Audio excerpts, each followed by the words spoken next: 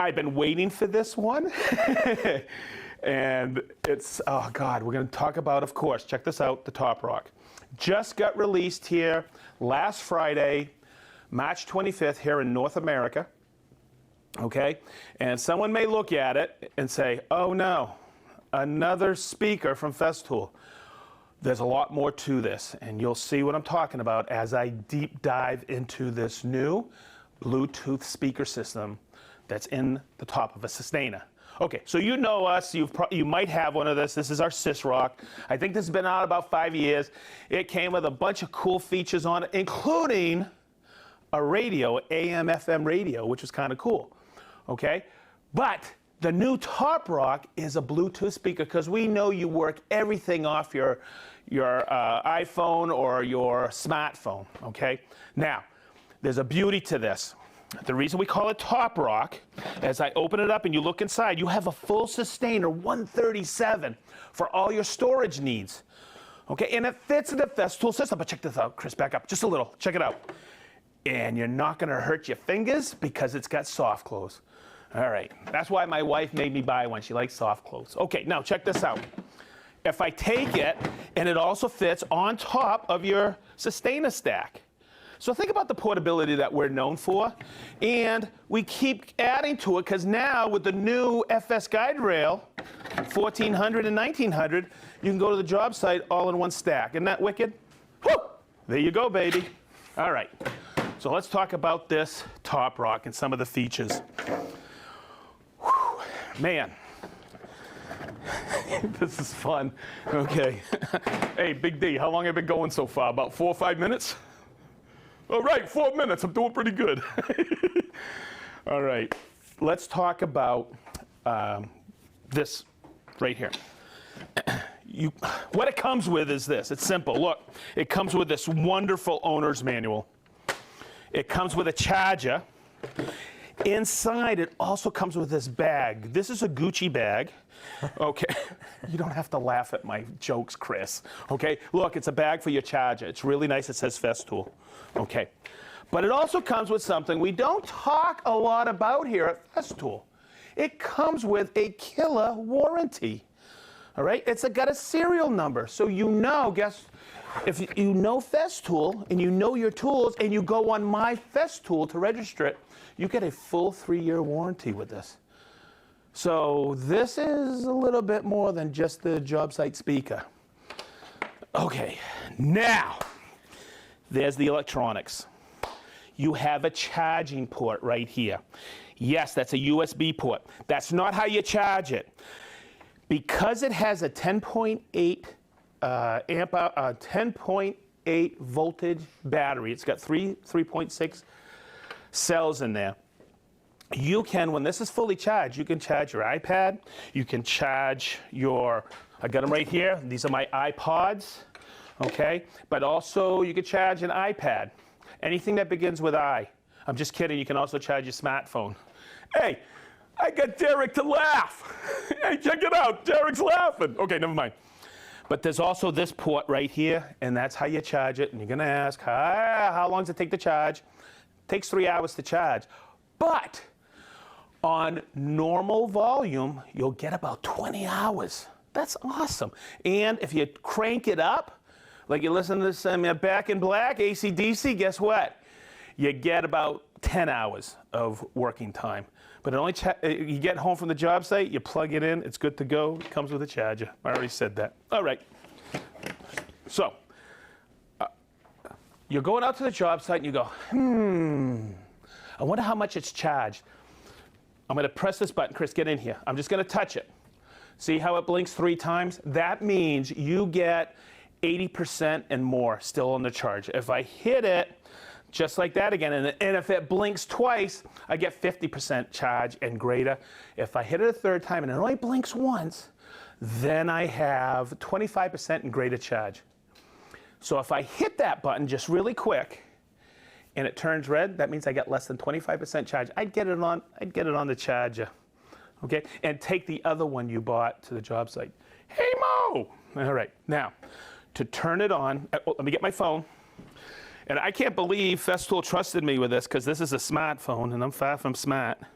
But I'm going to turn it on, and I'm going to leave it right next to it. This is what you need to do. You press this on button, on-off button, but press it on like this and hold it. Okay, see how it's blinking? Hopefully you can hear it. It'll beep, okay? It's syncing to my phone right now.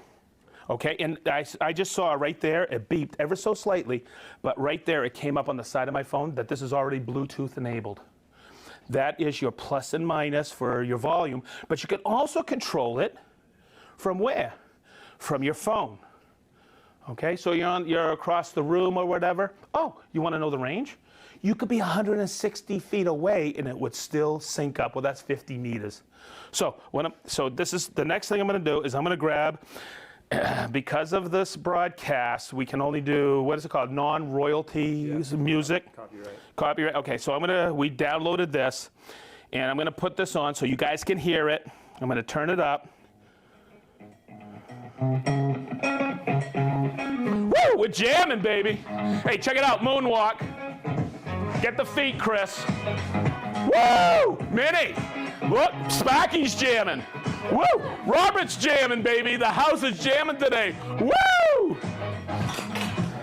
Woo! Hey, Big D, hit it. Pate. You like pate, Minnie says. All right, we're jamming today. Okay. So think about it. You get this Bluetooth speaker. You get storage, right? You get the top rock. You get the storage. And that's killer sound coming out of there. Where's it coming from? Up top here are 4 50-millimeter speakers. And hopefully you heard that, but it's got some killer bass to it. The 4 speakers are aluminum cone. They're not paper cone, so they're extremely durable, long-lasting. But right inside the top here, you can't see it because it's sealed. All right. Oh, by the way, the instructions are right here. It's super easy. It's sealed. But there's 2 channels that look like horns that come out, and it's a bass reflex system. That way it takes the bottom of the cone and diverts the bass out to the side through a channel, and it's an incredible sound coming out of it. So I could end it right there, couldn't I? Because I just looked at everything. Bass, I got it all right there, right? Plus, okay. But hang on, there's more. So what if you're on the job site and your buddy rocks on the job site and he's got one too? All right? So what do, man? He's in the other room and you want to hear the same music. So what I'm going to do is I'm going to turn this off. Okay. And you can sync them. Okay, so let's start over. I'm going to turn it on. Right? Just like that. I'm going to wait for it to pair. Should pair right up. Okay, did you hear the beat? Okay, now, go wait a second or two. Chris, get it in here so you can see my finger. I'm gonna hit this.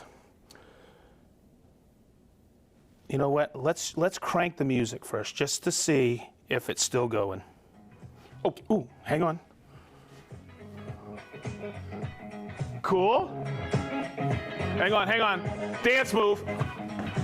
Whoa! Oh, I dropped my wrench. Okay, so what I'm gonna do, I have it cranking, right? I'm gonna take this Bluetooth. Big D, can you hear me over this? I'll turn it down just a little. The music, the sound's incredible. I'm gonna take this and I'm gonna hold it. See how it turned red? Okay, it's on here now. I'm just gonna pause it. Ooh, I didn't like that one. Let's go back to that one. Okay, ooh, I like that, that's funky. Okay, now I'm gonna come over here, and what's happening right now, this is red, okay? There's Wi-Fi waves here, or Bluetooth waves, and they're coming over to this unit, and I'm gonna turn it on. I'm gonna wait a couple of seconds, just so it syncs up a little, and then what I'm gonna do is I'm gonna hold this button. Okay, you see how it's blinking?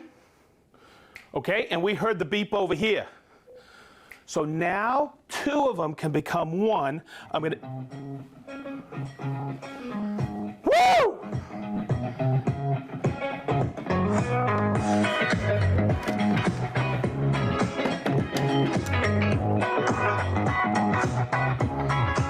Woo, baby!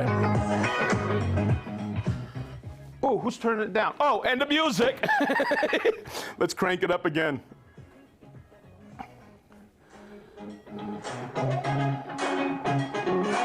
So you have 2 speakers, all right? It's absolute. I'm going to turn it down just a hair because I want to show you another feature. Yes, you can sync them, but I was messing with this yesterday, and I know this is, I'm going to bring it back so you guys can hear this. This track that we're listening to is not truly in stereo, okay? But I'm gonna hold this button right here. Okay, you have 3 options. You see how it blinked? And over here, Chris didn't get it, but it blinked plus over here. So this is A and that's B, and it's true stereo. I'll hit this again. This is now B and that's A. And mono, if I put it back here, it blinks twice. Now it's in mono. You can't hear it, okay? But I gotta tell you a story. Yesterday we were in here, Robert was in here, Chris was in here, and myself. And we were messing with this. And we downloaded a song from YouTube. Anything this phone needs audio coming out of, you can hear it because it's Bluetooth. So we were doing that, and we put on, Robert downloaded Queen's Bohemian Rhapsody. And I'm gonna tell you something. Freddie, we had a speaker over here and a speaker over here, and we heard Freddie's voice go from here to here, and that true, perfect stereo. So get 2 of them is what I'm saying, because it's amazing. To make a point, is Robert bought 2 yesterday. I'm getting my second one today, and I think, Chris, you're getting a couple, right? Probably, yeah, probably, right. It all depends if I get paid this week. Okay. So I just got to tell you now, Robert gave me a great, I'm going to do this. I'm just going to turn this one off, and I'm going to bring this over here because he mentioned something, and this morning when I came in, I go, I want to make sure I can maximize your listening pleasure. So what I'm going to do is I'm going to come over here, and I'm going to play this one here. Okay, so we're on 1 speaker, and Robert pointed this out yesterday. He does this. Excuse me, just a second.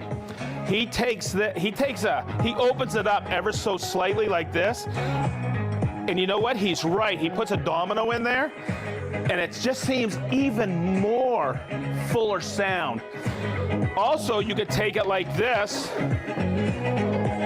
and put it like this ever so slightly. Okay, and that sounds cool too. You can get it up top there. You can put it just like this and aim it on top of your stack. It's an incredible speaker system. And I wanted to make sure I could get this across to you properly, because you may just look at this and go, yeah, whatever. It's a sustainer with a speaker, but boy, the sound's incredible. You can sync them. And I'm gonna tell you, I knew this was gonna be an easy one, a Festool Live. This is the clamping set. Any questions? Okay, Benny, where's everybody from? I told the guys I was going to do that in the beginning. Okay, so before we get into this clamping set, let's go back a couple of years. Chris, come on over here. And this is something that I can't live with. This is one of our original clamping sets. It came with 4 of these dogs. I'll go over that. It came with the low profile stops. It came with the clamping elements, and it came with 2 of the ratcheting clamps. Now, as I go through this today, I'm going to go through a lot of basic clamping and show you how the clamps work in the Festool system. Okay, and I've seen people fumble and bumble with the clamps over the years, and you don't need to. Now, what comes in this one is no clamping elements.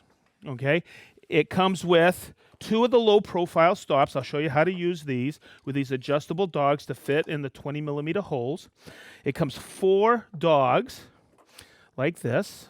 Okay, we got 4 of those. I'm going to take a few of those out so we can use them. I got some spaced around. I got 2 of the ratcheting clamps, but also it comes with 2 of the new lever clamps, okay? And I'm going to cover those probably last.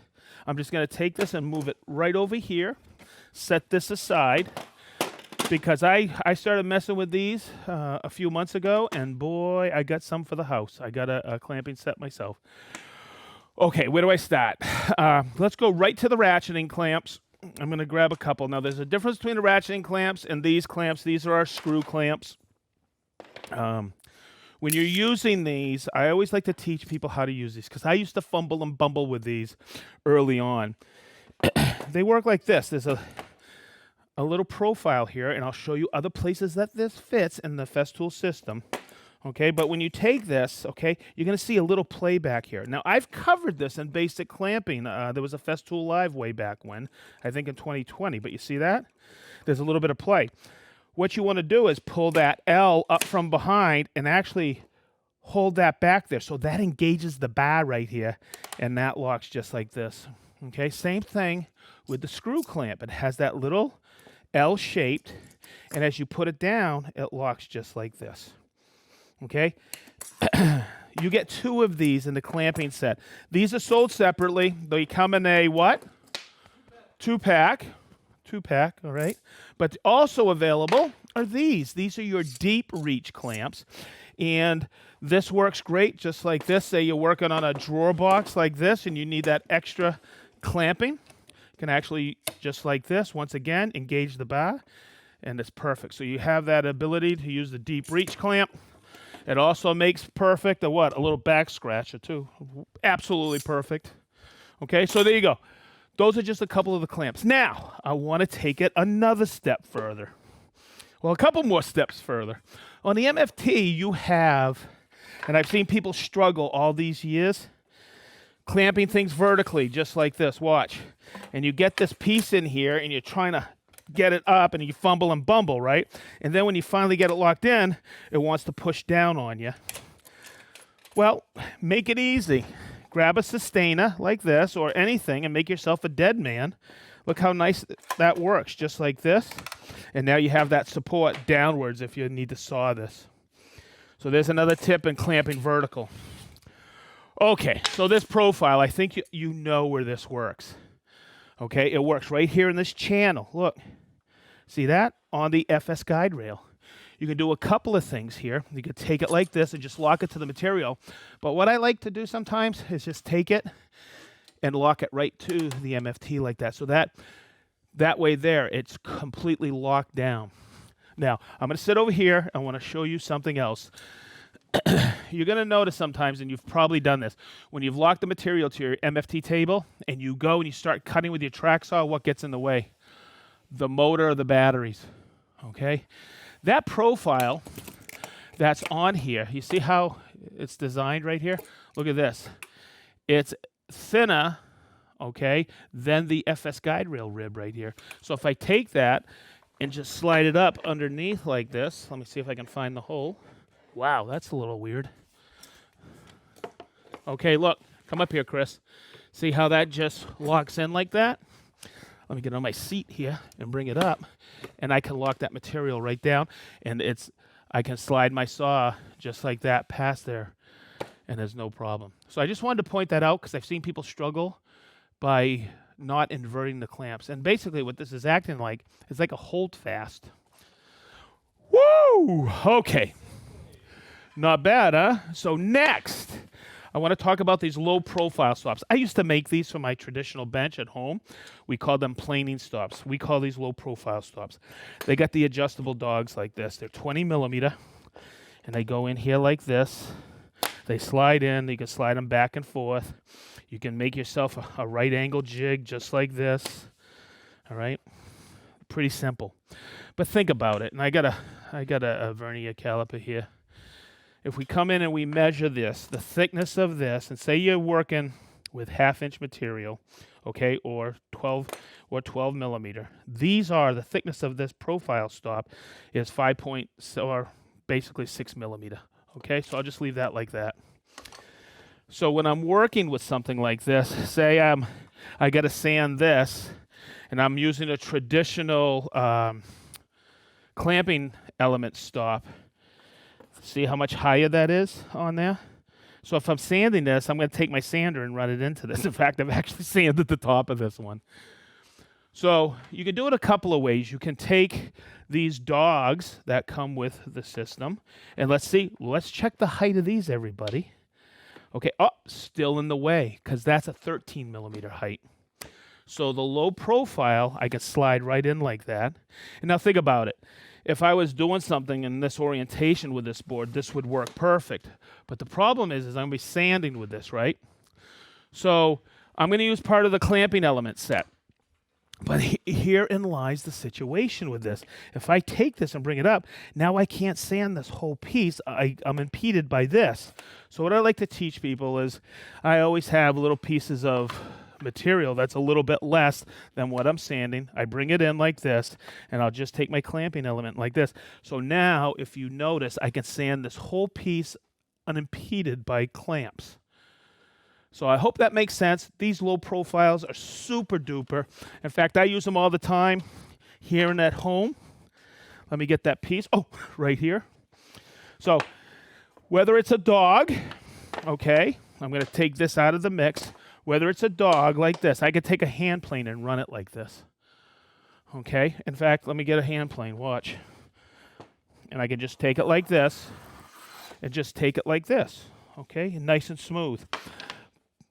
That's what a dog does. It impedes the forward motion of the piece you're working. Low profile, I'm working on something thin, but I like just setting these up to use a hand plane just like this. Now, I'm doing twofold today because somebody reached out to me this week and said, I'm having a problem with my MFT. It rocks too much. Look. And you're going to notice this one doesn't rock a lot. Okay, so this one's for you, Blake. Chris, come down here and look. I set this up with the cross members this week. Okay, because what that does is that make sure that this is really rigid. And I know Blake was using his hand plane and he wanted to know if that would work well, and it does. So I just wanted to show you if I needed to, you know how this is tall, if I needed to and I felt a little bit better, I could actually take this and lock it in like this with my clamping element to secure it in. It all works. So that's what the dogs are for. Okay, setting it up so you have something to stop it or lock it in. I like to use the clamping element. And I mean, sometimes this might be a little too tall, okay, when I'm hand planing or I'm working it. But I'll tell you what, these planing stops work really, really, really nice. Okay, I know we call them low profile stops, but they're a killer addition for the MFT and the Festool system and working. I also want to point out, see how rigid this is? I use my MFT all the time for hand planing at home. The one thing I've used a lot my whole life are traditional holdfasts. This is a little bit fancier one that has a lock-in. So if I'm working on a piece, say I'm on a job site and I need something quick to lock down, I would come in here. See how that cocks back a little? This one's a little bit different. It locks it down like this.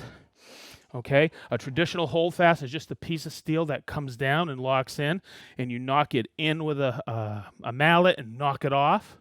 It's pretty quick. But boy, these are, what are we calling these? Lever clamps. And I'm going to tell you, you're on a job site. These are wonderful. There's a little mark right here, okay? Yeah, you can go buy it, and that's where I usually put it for height, okay? Someone's going to ask, what's the reach underneath? I've done 2x4s, but I've pulled this up ever so slightly. But you're going to see it's like a traditional holdfast. I put a little bit of pressure here. I put it here, and look, there's a lever that locks it in nice and tight. So you could take this and move it around all day long, put a little bit of pressure. Look how nice that is. So if I need to really concentrate, if I'm drilling 90 for a countersink, I can just come in here and really concentrate on that. And now look, I could do multiples like that and just keep going, keep going, keep going. You get 2 of these lever clamps, and I measured it out, and I'm getting roughly 3.5. But if I pull it up, I can just about get enough bite to get almost 4 inches under the lever. So there you go. You get 2 of these. Now, I'm sure somebody's asked already online, are those available individually? Not that I know of. I don't know if they're going to be available. I just want to make sure that you understand to get them. They come exclusively in the clamping set that just came out, March 25th? Okay, I just wanted to point that out.